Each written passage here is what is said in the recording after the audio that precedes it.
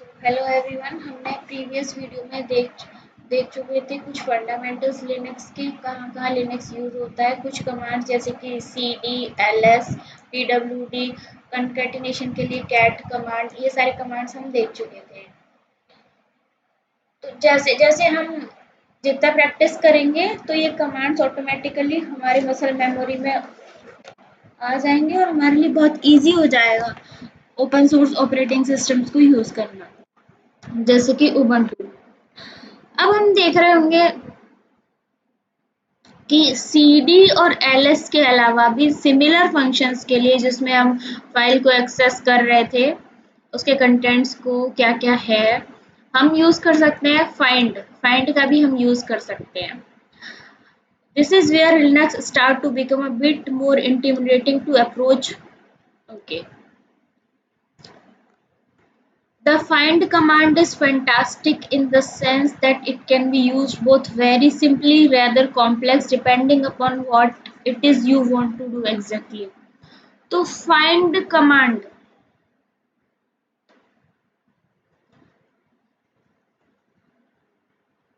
easily भी use कर सकते हैं हम, और कॉम्प्लेक्सिटी के साथ भी यूज कर सकते हैं हम।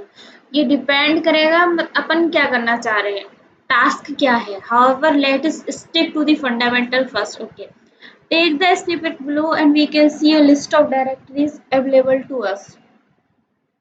चलिए देखते हैं। ये हमारा टर्मिनल है, इसमें हमने कमांड दिया ls। ls से हमें आ रहा है desktop, documents, picture and folder 1।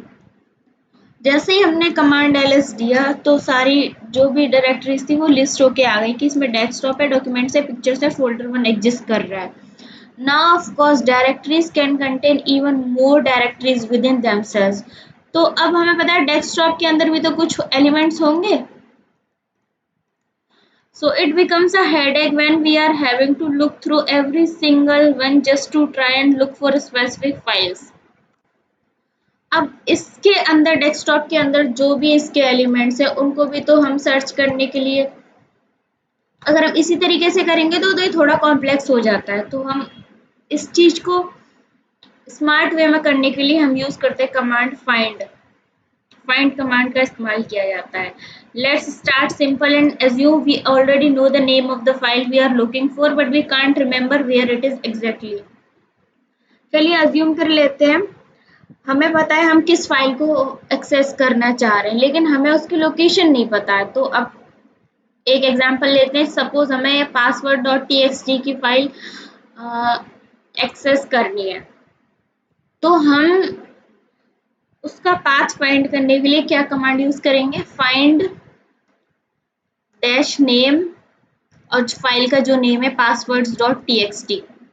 जैसे ही हम इसको टर्मिनल में डालेंगे फाइंड डैश नेम passwords.txt, हमारे पास पाथ निकल कर आ जाएगा कि ये फोल्डर 1 में एग्जिस्ट कर रही है।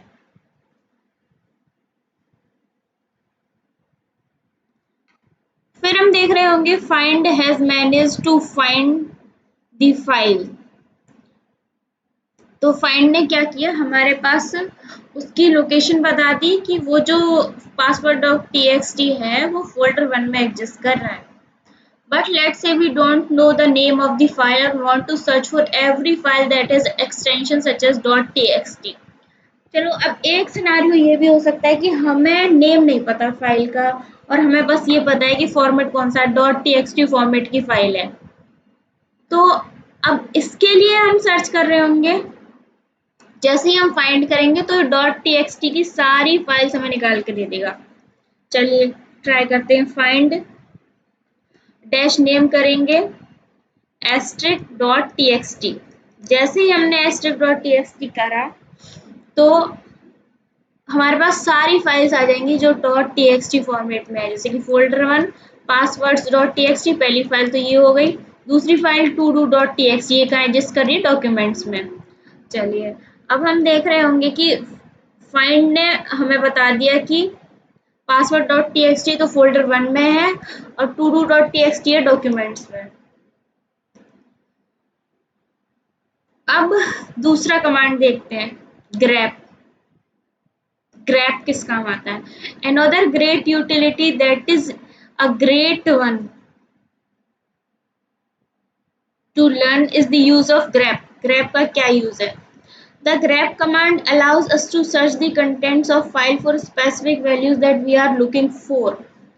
grep कमांड जो हम यूज कर रहे हैं वो हम उन स्पेसिफिक वैल्यूज या फिर फाइल के कंटेंट्स के लिए यूज करते हैं जिनको हम देखना चाह रहे हैं, सर्च करना चाह रहे हैं सिस्टम में. Take the example the access log of a web browser. In this case access dot log of a web browser has 244 entries. Okay, तो grep के लिए हम क्या यूज करते हैं?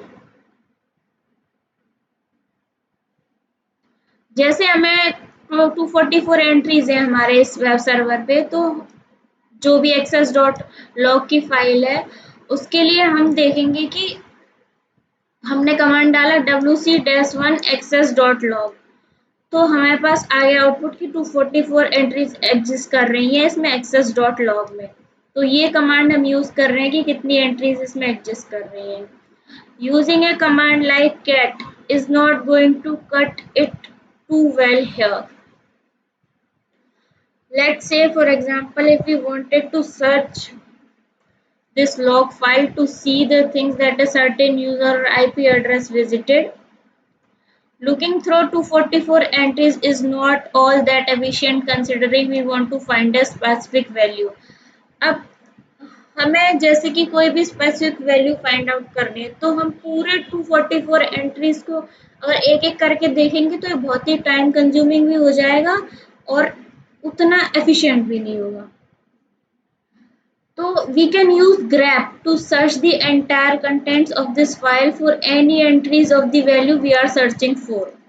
तो हम grep का इस्तेमाल कर सकते हैं जो भी हम कंटेंट को सर्च कर रहे हैं उस पर्टिकुलर कंटेंट को wc-1 access.log से तो हमारे पास काउंट आ गया कि 244 एंट्रीज हैं. उसमें जो हम सर्च करना चाह रहे हैं उसके लिए हम grep यूज कर सकते हैं. जैसे कि सपोज करते हैं going with the example of a web server access log, we want to see everything that the IP address has visited. तो इस IP एड्रेस के बारे में हमें सारी चीजें डिटेल्स चाहिए तो हम क्या करेंगे? grep कमांड का यूज करेंगे. तो grep हमने किया और इन्वर्टेड कॉमास में ये IP डाल दिया, फिर हमने जो जहाँ इसकी लोकेशन थी access.log डाल दिया.